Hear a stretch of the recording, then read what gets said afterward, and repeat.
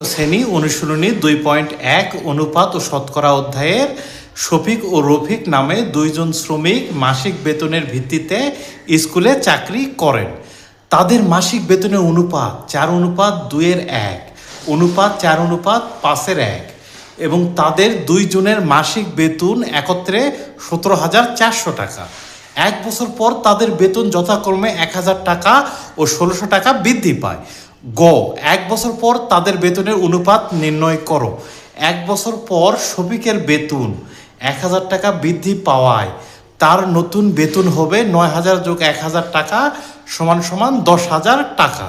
রফিকের বেতন 1,600 টাকা বৃদ্ধি পাওয়ায় তার নতুন বেতন হবে 8,400 যোগ 1,600 টাকা সমান সমান 10,000 টাকা।